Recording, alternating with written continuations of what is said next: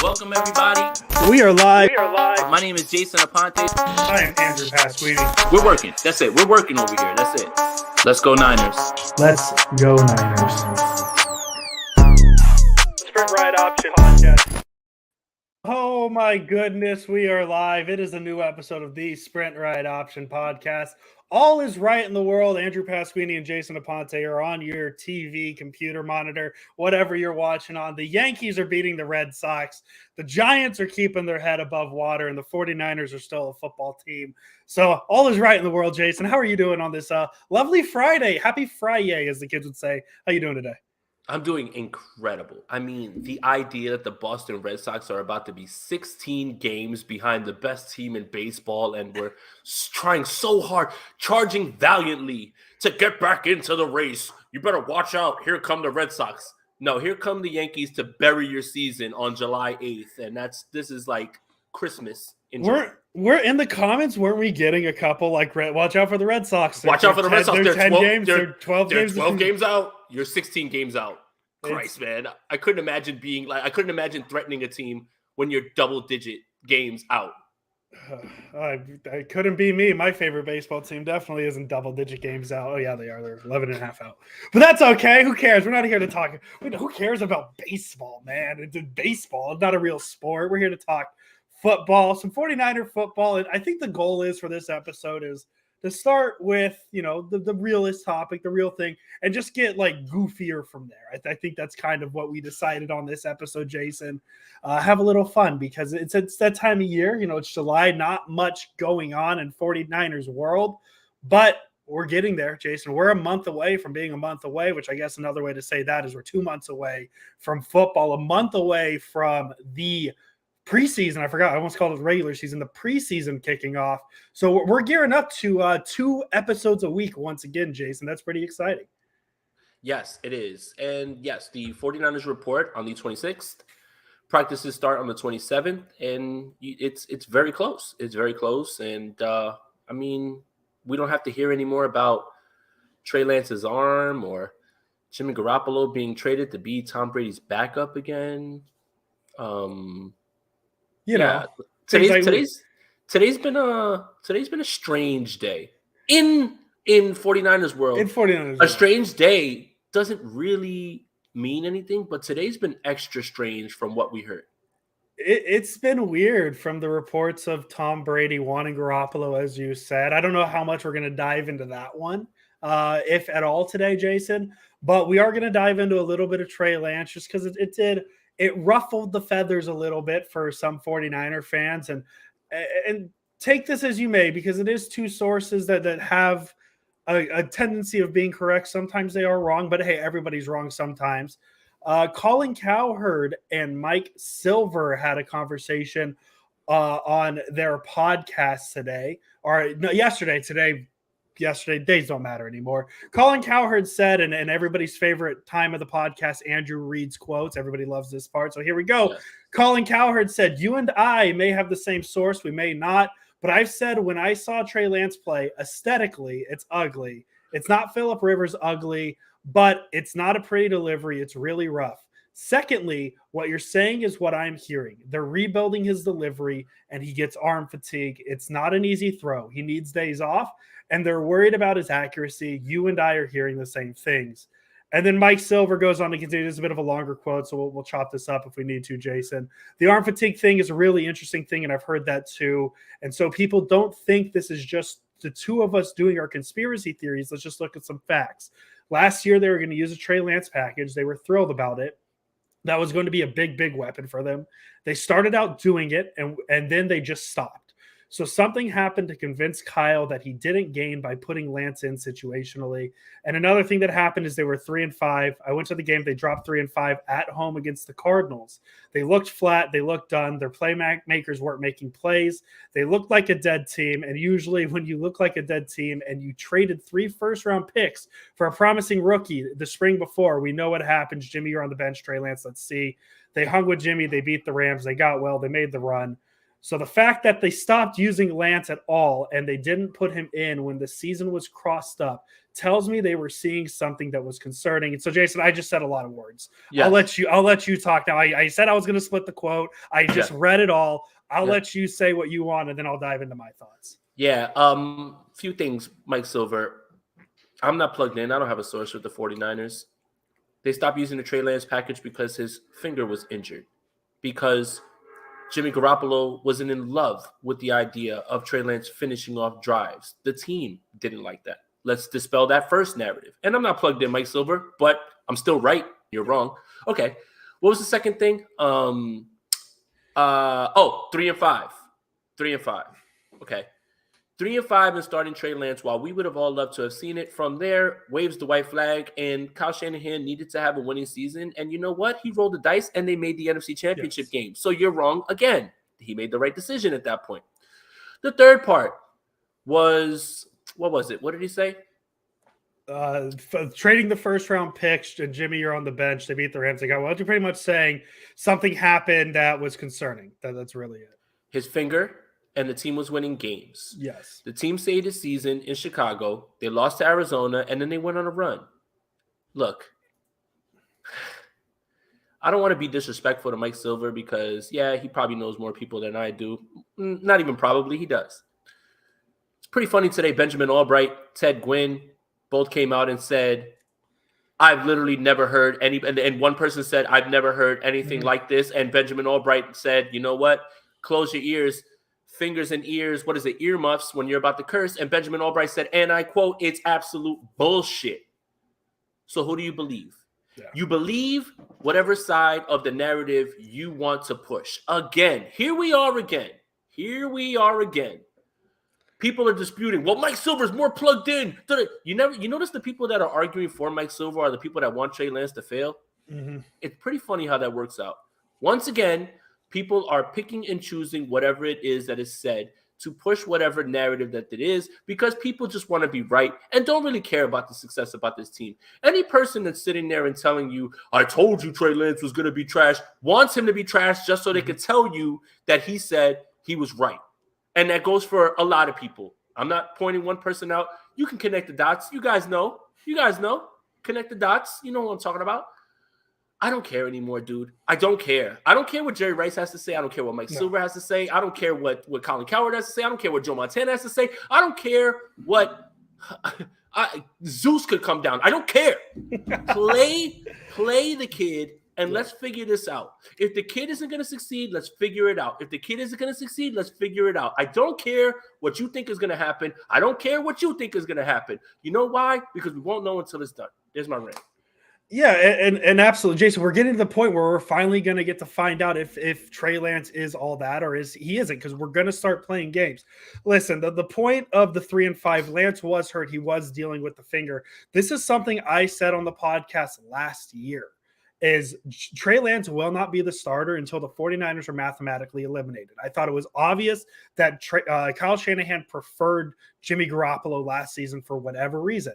The Niners were never mathematically eliminated, so Kyle Shanahan consistently was putting out the team that he thought was best. And yes, did they stop using Trey Lance throughout the season?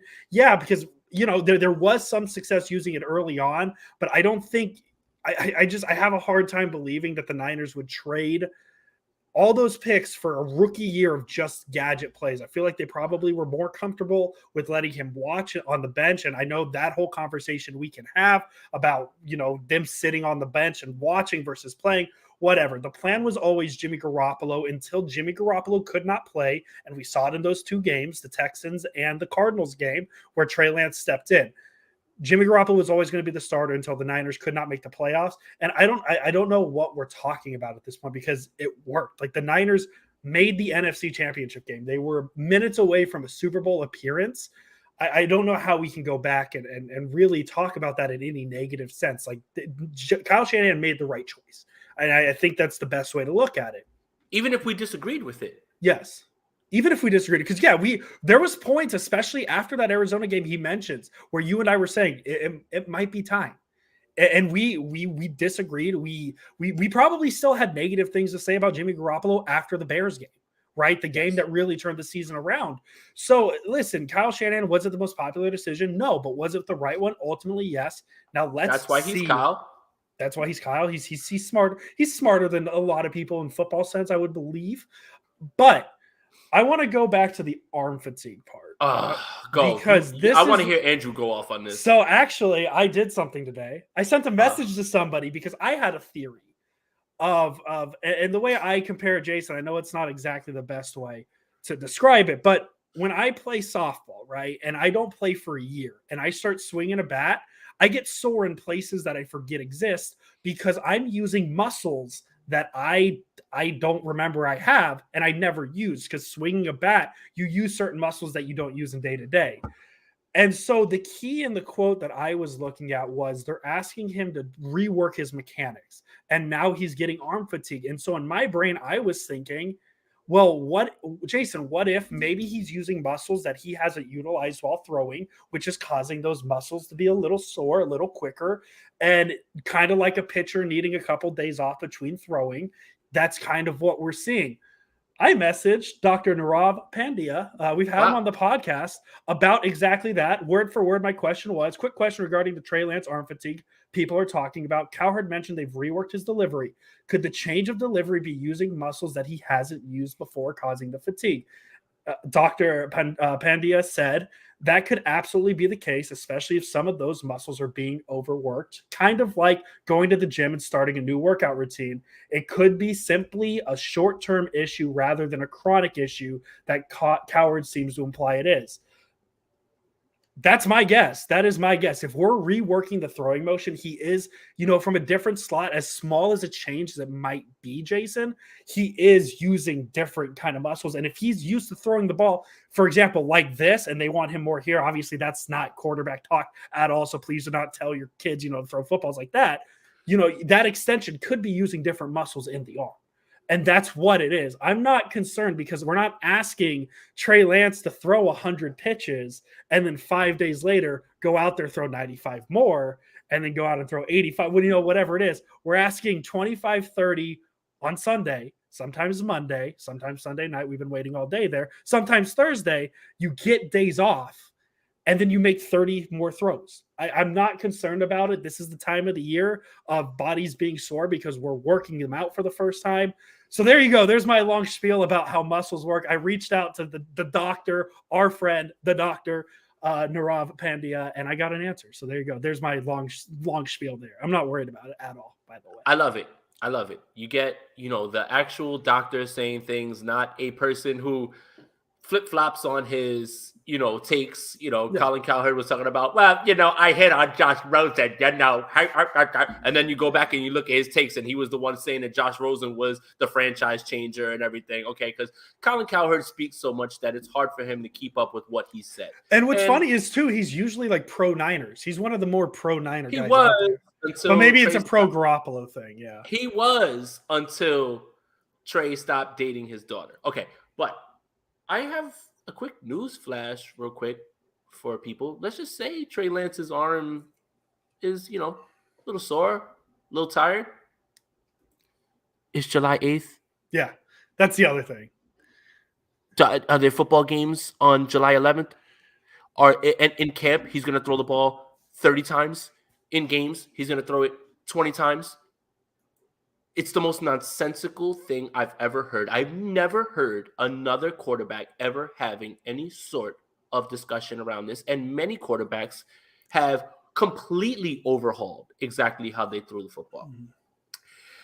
It's getting to a point now where I want Trey Lance to succeed just so I can throw it back in everyone's face. Yes. Every single person. I don't want to get pushed to that place because you don't want to be petty, right? I'm going to be way more wrong than I'm right on many things. And I have been.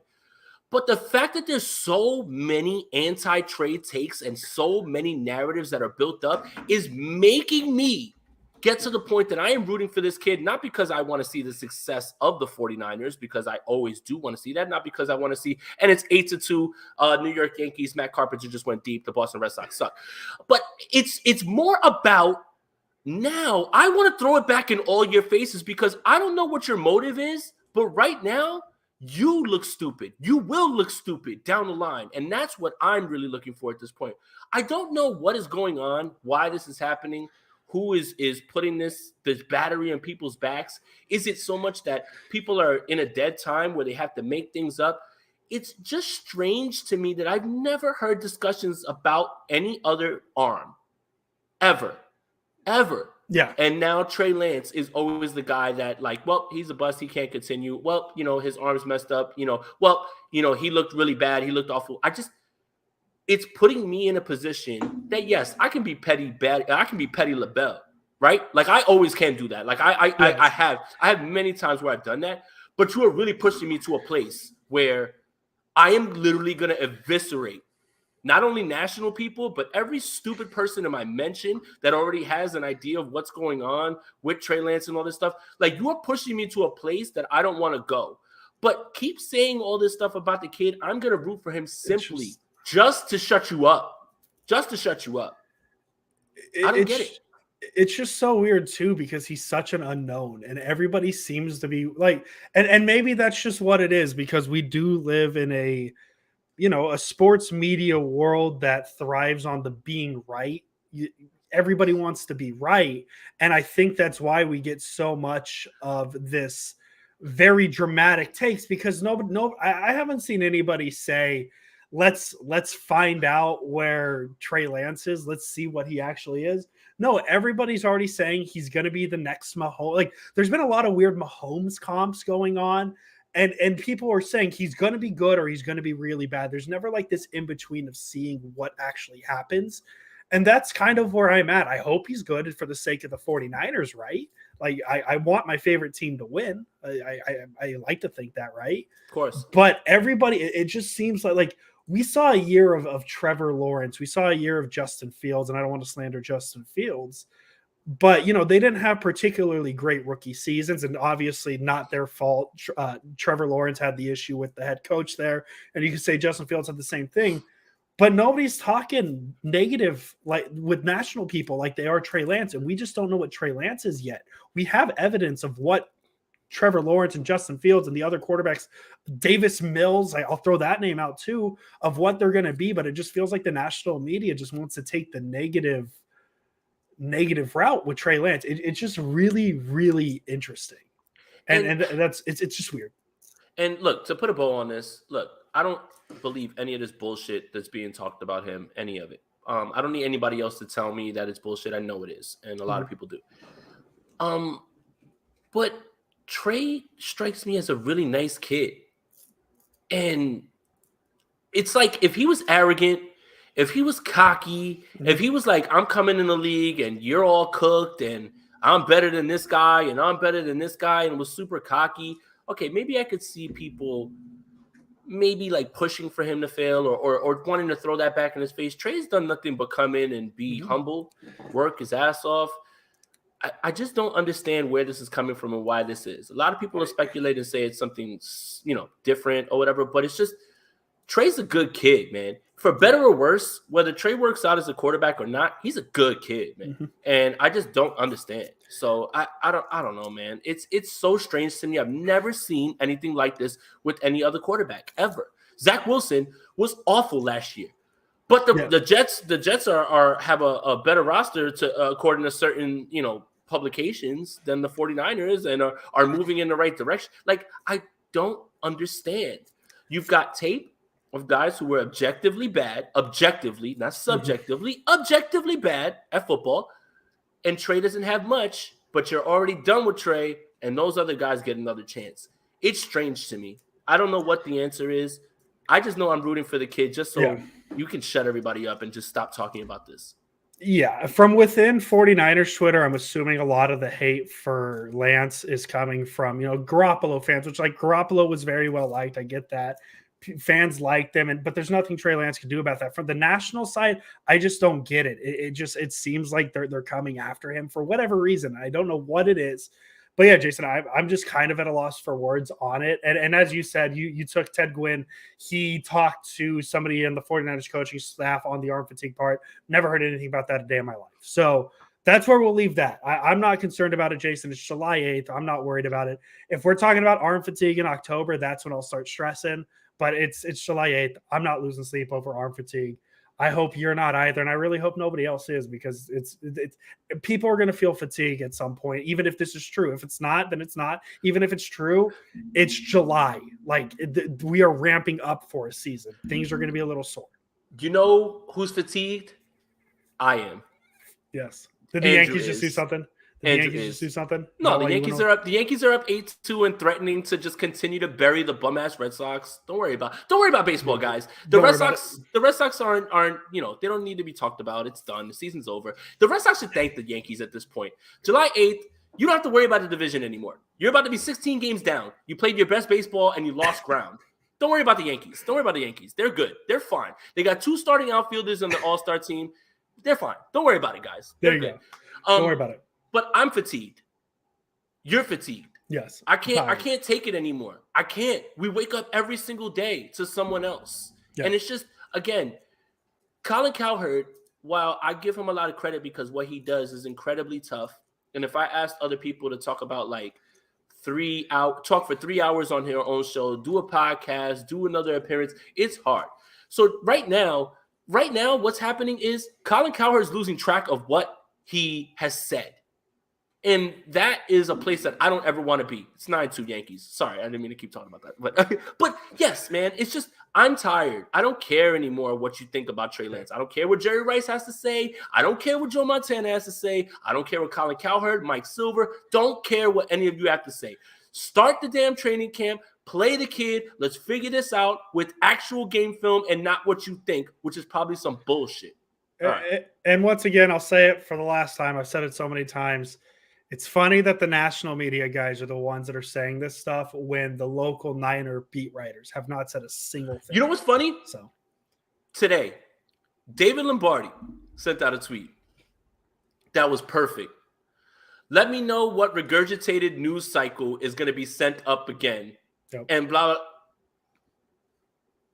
You'll do what? What? You'll do what? The other teams in the American League, you ain't even better than the Tampa Bay Rays, man. Get out of here. Red Sox stink. David Lombardi today said, hey, let me know what regurgitated news cycle we're on and we're done with. And he's even done with it. Like, he's the one that usually is carrying water for the team and things like that. And it's crazy that even he's like, dude, you're not here. You have no idea. So it's wild to me, man. Like, we had that other guy today, Dan Silio, say something similar to that about the entire Bay Area media is like, it is bad. And I'm like, dude, you have no idea what's going on in this building. You have no idea what's going on in this team. For Mike Silver, this was the cherry on top. I know Mike Silver loves Jimmy Garoppolo. They're friends, whatever it is. You know, cool. Jimmy Garoppolo has elite arm talent? That was... I don't know if we need to dive into that one because that's it. One, that's all I'm going to say. We'll leave that for that, and let's move on because we spent 23 minutes on this. Speaking of Jimmy Garoppolo, the options, dare I say, have run out, and that wasn't necessarily a huge thing because I didn't think the Panthers were ever going to make a move for Garoppolo. But this does have ramifications for the 49ers, at least in hopes of wanting to trade Garoppolo. The Cleveland Browns traded Baker Mayfield to the Carolina Panthers for a 2024 conditional pick. It could be a 4th or 5th, depending on Mayfield's playing time in Carolina. And I think the big key of this, really, to take away for the people that think the Niners could trade Garoppolo still, which I guess they could, the Panthers will pay $4.85 million of Mayfield's salary, while the Browns will pay $10.5 million.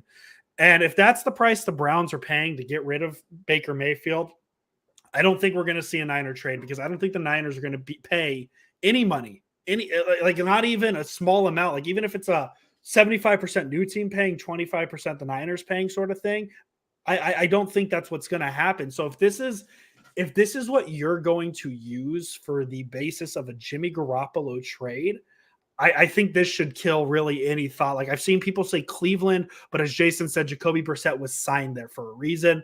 They brought him in for a reason. He's probably going to be the starter there. They don't need to sign another big money or trade for another big money quarterback, especially since they're paying $10.5 million to Baker Mayfield. That's a lot of money just for one position. And maybe Deshaun Watson gets sent for a year, maybe.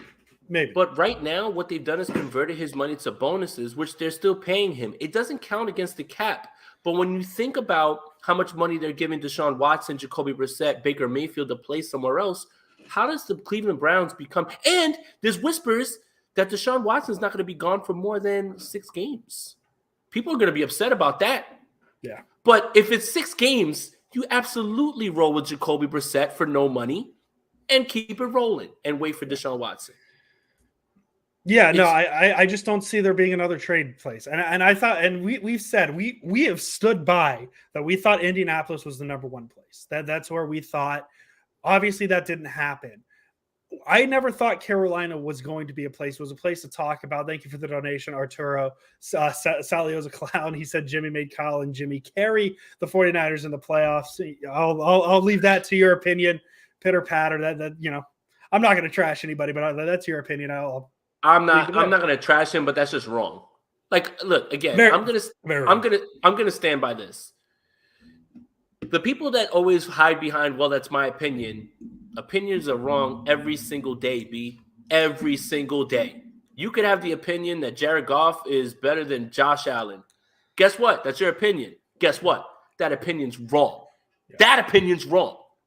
Again, opinions can be wrong every single day. Don't tell me. People love to hide behind, well, it's my opinion. Don't come after me. It's wrong. That opinion's wrong. There's opinions that are debatable that you could say, well, that's my opinion. Like there's people that could say Josh Allen has played better in the last 2 years than Patrick Mahomes. Okay, that's somewhere that you can argue. I may disagree with you, but I like the argument. But your opinion's wrong. Opinions are wrong every single day, and trust me, we've been wrong more often. We've been wrong here, right? A bit. Well, I have, especially when you're on Twitter as much as we are. Opinions are wrong all the time, and the people in my mentions are just like, someone said that Jared Goff has been compared to Tom Brady. That's an opinion. That opinion's wrong. That opinion wrong. Okay. Absolutely wrong. Okay, but back to the Garoppolo trade. Yeah, no, I never thought Carolina was an option. I thought really. I thought he's going. I thought in theory it made more sense because of we said it on the podcast. Garoppolo's a safer option. The Mayfield's better, but if you're coaching for your job, you probably feel more comfortable going with Garoppolo.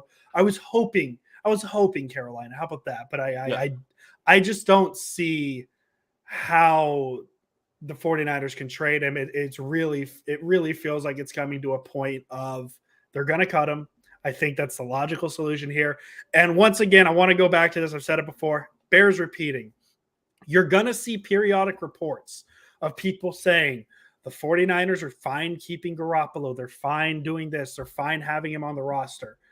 They are saying that because they want to trade him. They want somebody to trade for him. So yes, they probably realize he doesn't have much trade value. But if you come out and say that we're not going to trade him, we're going to release him, you kill whatever trade value you have for him at that point, and you're not going to be able to trade. The Niners need to at least keep the people thinking that they can trade him, even though they probably can't, because if they don't, then they're obviously going to have to release him. So yeah, they're going to say things like, hey, they're fine having him on the roster. I don't think that changes anything. I just think that's them saying it to make it think they're fine with him.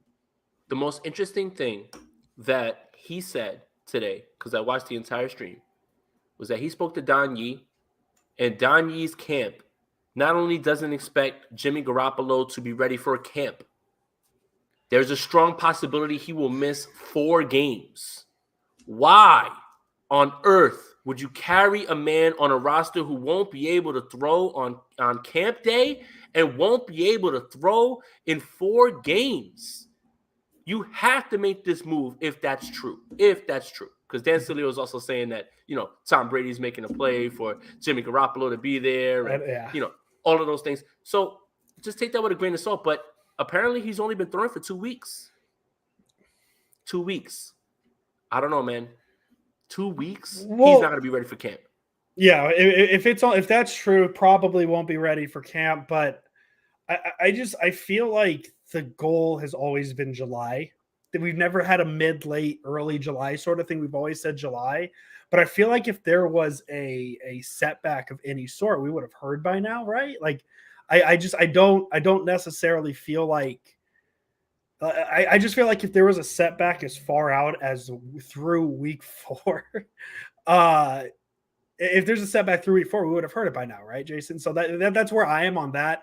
I'm still not worried about it. I think the second he passes a physical, he's going to be cut. He'll get an opportunity to go to Tampa Bay because Tom Brady wants him or something. I don't know. Seattle. So he'll have a chance to go where he wants to go at that point. He probably won't be a starter. I don't think he'll be a starter anywhere because I don't think there's a job open. I have a question for you, though. Okay. If you're Seattle and Jimmy Garoppolo's out there. Oh, yes. You think they do it? I think you have to, especially with the quarterback room you have. Why not? I think here's why you don't. Okay. You take a shot on Drew Lock and see what you got. And next year's quarterback group is very talented. CJ Stroud, Bryce Young. Jimmy Garoppolo is going to win you too many games. Yeah, that's true. For you to be in that discussion. If you start Drew Lock, you can paint it to your fan base as this. We're kicking the tires on Drew Lock. If it doesn't work out, we can get somebody early on and get somebody and start over. Yeah. You bring Jimmy Garoppolo in, and Jimmy Garoppolo is going to win you 6 games, 7 games. And now you're out. I honestly think my biggest fear, especially with the thought of Garoppolo to Seattle, because this is the year that the Niners can finally beat Seattle because Russell Wilson isn't there anymore, right? I think the worst idea of Garoppolo going to Seattle is Seattle going 2-0 against the Niners, because that could happen, right? Like anything, Andrew, any given Sunday, Jason. Andrew, I would paint it to you and any 49er fan in this way. If the God came down, the football God came down and said, the 49ers are going to roll to a Super Bowl, but you got to give up 2 games to the Seattle Seahawks. 10 out of 10. So you think I give a damn about whether they lose 2 games to the Seahawks? Sure. You'll be embarrassed. Seattle Seahawks fans will talk crazy. But if the 49ers go on and play well and Trey Lance looks like the guy and you're trading that for that, I don't care. Oh, yeah. I don't care. 10 out of 10, I would take that. But could you just think about, don't think about the whole season. Think about the isolated weeks. Could you imagine coming on this pod after the second game against Seattle versus Jimmy Garoppolo, Niners 0-2 against Seattle? I might have to be drunk for that podcast. I would love for you to get drunk on a podcast. Hey, we'll see what happens this season. Maybe they win a Super Bowl. We have a little bit of fun, all that fun stuff. So that's where the quarterback situation stands. We talked about Trey Lance. We talked about Garoppolo. We even talked a little Baker Mayfield. Let's talk about some virtual football, Jason Aponte. Some EA Sports. It's in the game. Trent Williams became the first ever offensive lineman to make the 99 club. So Trent Williams is going to start Madden 20. Are we in 23 now? Yes, 23 as a 99 overall. And I looked it up, actually. He ended last year as a 98 overall. So he was close. But, they got to get – see, that's the point where Madden leaks into, we don't care what happens on the football field. We're looking for the publicity for the new game because Trent Williams should have been a 99 last year. No reason not to. He probably should have been a 99 with the Washington football team, for God's sake. But they're hyping up a new game. He's a 99. Get that word out. What are your thoughts on Trent Williams' new Madden rating? Well-deserved. A little too late. I mean – this one feels obvious, and he's the best in the world. You can make arguments for George Kittle at tight end. I believe he's the best. Some people would argue differently, and that's fine. That's a closer discussion than Trent Williams to anybody else at left tackle. You could make the argument that Fred Warner is the best linebacker. I think he is, but that's a way closer argument than whoever it is, David Bakhtiari, whoever it is at left tackle. Trent Williams is far and away the best left tackle in the world. Not even close. As long as he's healthy up there. I mean, the guy's 40 yards down the field blocking. What he does, this is Trey Lance blind side being covered by one of the best of all time. Man, one of the best of all time. The 49ers fan base is spoiled. You go from Joe Staley, and then no disrespect to Joe Staley, you upgrade to Trent Williams. And the only reason you upgrade to Trent Williams is because Trent Williams is an absolute freak, unicorn, whatever it is that you want to talk about. But yes, well deserved, man. Good for Trent, man. You know, everything that he's been through in terms of, you know, the cancer bout, being stuck in Washington for that entire time, all of those things, and to have it culminate with this, man, I think it's not even close. And I think this was the easiest 99 that they could have given out. And it's well overdue with Trent Williams. Well overdue.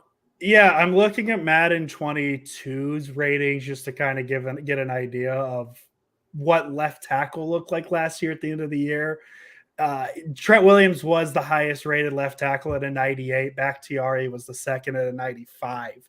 So there's quite a bit of a gap. But as I said, I don't know how, because Trent Williams has been the best left tackle. And you made the best point, Jason, is they somehow replaced Joe Staley with a player that was better. Like going into that offseason with all the question marks of, is Joe Staley staying? Is he going? We were talking about, who is it, Tristan Wirfs at 12, at 11. The Niners don't take him at that pick. And then the next day you find out, oh, they just messed around and got the best left tackle in football. What a great day that was for Niner fans. It was very exciting, very good day. And it should have been something that happened a while ago. Arturo, again, thank you very much for the donation. And the other thing I found interesting was the trade to the Bucs and Tom Brady wanting him there. Once again, that's a Cilio report. Take it as you may. I don't know how true that is. We'll find out how true it is, though, because if Garoppolo gets cut, I mean, would it be the worst situation for him to go sit behind? Because as I said, unless he's going to like a Houston, which I don't see why Houston would want him, kind of the same reason for Seattle. If Seattle wanted him, he would compete for spots there, but he's not. There is no place that's going to guarantee him a starting role. Maybe he goes to Tampa Bay when he gets released, but that's where that is.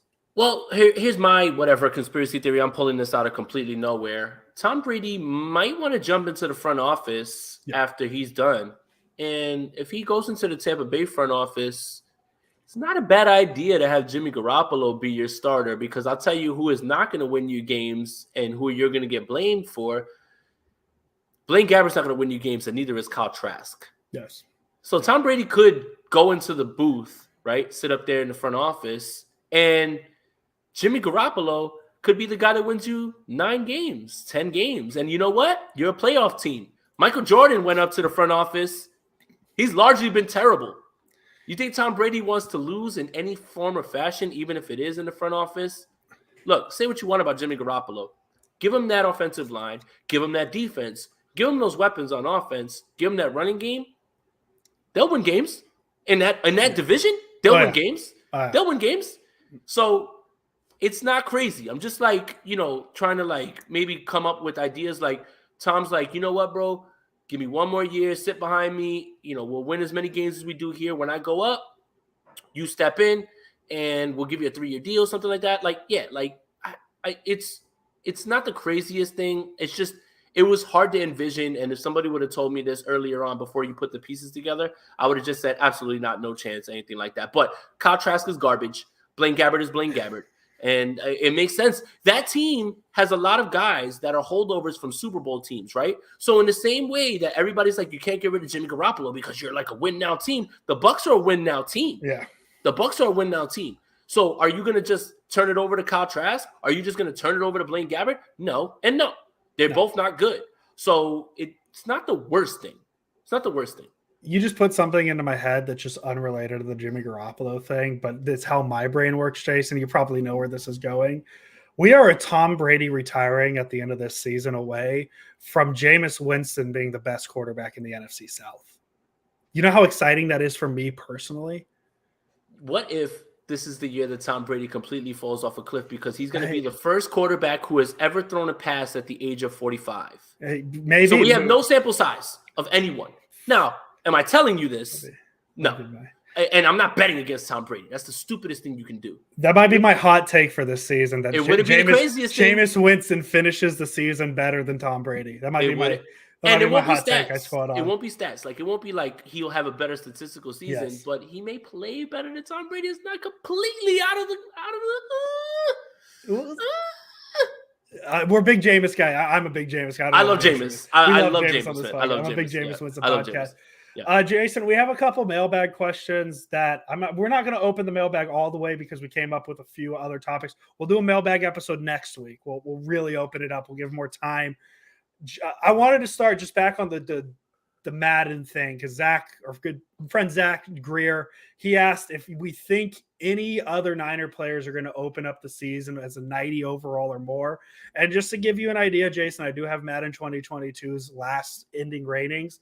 The Niners had 4 90-plus overalls at the end of the season. Trent Williams at a 98, George Kittle at a 97, Fred Warner at a 94, and Nick Bosa at a 93. So there's kind of your reference point. So we know Trent Williams is a 99. How many other 90 overall do the Niners have at the start of Madden? Those 3 and Deebo Samuel.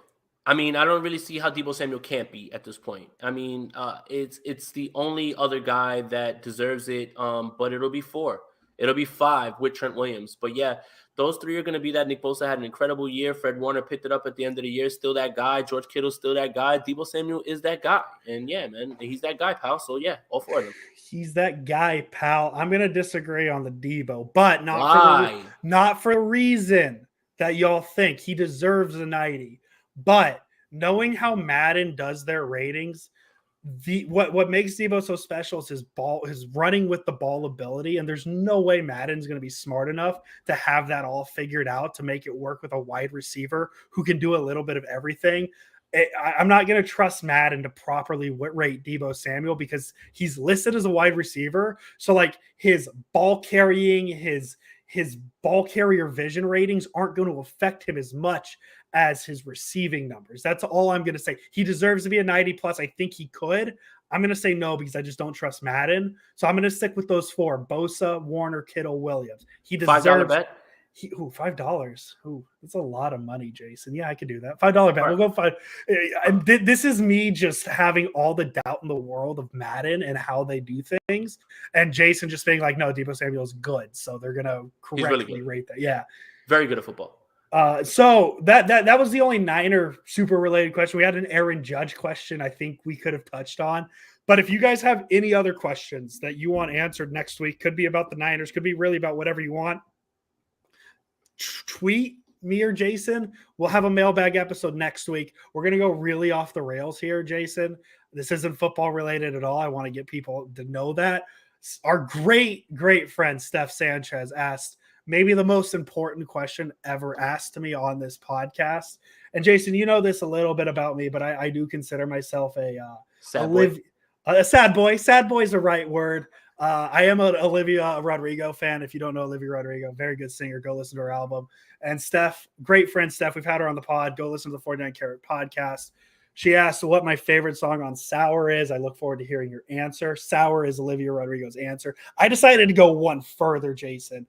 Re-listen to the album today. Power rank the songs. Are you ready? Have you heard the album, first of all? I have not, but I gotta go hear it. I am completely eager to hear this. All right, so starting at 11, Hope You're Okay. Sad song, depressing. Last song of the album, so you're already a little sad the album's Hope You're Okay. Hope You're Okay. Number 10, Enough for You. Number 9, Favorite Crime. Number 8, Happier. Number 7, Traitor. And now I want to stress this, Jason. From 6 to 1, it's really interchangeable. That's how good of an album this is. Okay. This is how good. Number 6, 1 step forward, 3 steps back. That is a bop. Okay. Number 5, Driver's License. Bop. Number 4, Jealousy, Just straight bop. You're getting the sense of bops here. Number 3, Brutal, which is the number 1 song on the album. The first song on the album. Hey, JK, I love you. We appreciate you. Day 1. Number 2, Deja Vu. And number 1, Good For You, because it's classic. It's the OG song. It is the best one. But as I said, those 6 songs, interchangeable. I will take your word for it. Go listen to the album. Nah, I'm all right, man. He's not a sad boy like I. Listen, no, I'm not, man. I was out of which one is the one where she rips off Paramore? That is Good For You, the number 1 song. And I don't want to hear anybody say Mr. Not Faithful 49er. Thank you. That's where we wanted. We wanted people to be just totally confused. I just want to point this out. Why are we yelling at her for ripping off Paramore when Jack Harlow just pretty much played a Fergie song and was like, "This is the song. I did it." I mean, I don't care about either, man. Like I don't care about Jack Giancarlo. Yeah, like it's just whatever. Nobody man. cares, man. It's just boring. God, who cares, man? You can listen to it, but it's just boring. Who cares? So there's the official Olivia Rodrigo power rankings that everybody was waiting for on this podcast. As I said, next week we'll try and sneak a real mailbag in. Once again, we are getting to the point of 2 podcasts per week. We are getting to the game review, game preview. Less Olivia Rodrigo talk coming up. I promise, guys, we'll get strictly 49er. This is the time of the year where we have to kind of make up content and talk about arm fatigue, because that's a thing. I full disclosure, Jason, I did not know arm fatigue was a thing until this week. I didn't know it was a thing. I didn't know that was thing quarterbacks got, because I'd never heard it in the sense of a quarterback. So we're getting to camp. We're getting to real football things, guys. So we really, really appreciate you guys sticking through the months of June and July when things slow down, where Jason and I kind of have a little more, we loosen our ties a little bit. We have a little bit of fun here on the podcast. We always have fun on the podcast. Now is a fantastic time to subscribe to Jason Aponte's YouTube channel, Spicy Squad too, because that's where you get the exclusive. Like, that's where, if you really enjoy me and Jason just having fun talking about things like 49 the stream that fun. Rich, Andrew, and I had, and Javi, while we had people jump in, man, like that is the reason for you guys to jump in, man. Yeah. Joel, if you send money, who does it go to? At Jason Aponte's YouTube channel, so it'll go to Jason Aponte. Just so you know, I just want to know where his money's going. Yes. You help fund training camp trips. Same thing. Bought our tickets for the joint practices in Minnesota. Those type of things. So it helps bring the content together. And while we're on the subject of that, I wanted to announce something that I don't know if you guys saw on Twitter. I have partnered with Underdog Fantasy. An amazing app, guys. If you've ever wanted to play in a fantasy league with me, Underdog Fantasy is where you do it. If you're going to sign up with the promo code APONTE, APONTE. Any deposit that you have up to $100 will be matched. So if you put 100 up, they will put 20 up, 200 up. If you put 10 up, you put 20 up. Best ball, props, I'll give you all of those things. Guys, sign up for Underdog Fantasy if you want to battle with me in best ball, which is basically we just do a draft. You don't have to set your lineups. Don't have to set your waivers, anything like that. It's literally the best scores go up. Make sure you go on Underdog Fantasy, sign up, use the promo code APONTE, and deposit and get your match deposit by Underdog Fantasy. Love those guys. An amazing app. I hope you guys check it out so we can play together. Jason Aponte out here doing big things. Jason Aponte, as always. Let's go Niners and let's go Yankees. Let's go Niners and Giants. Do better. And let's go Giants. Yeah, do better. Give me to the Niners season. Be fun until the Niners, please. That's all I want. There you go. Welcome, everybody. We are live. My name is Jason Aponte. I am Andrew Pasquini. We're working. That's it. We're working over here. That's it. Let's go Niners. Let's go Niners.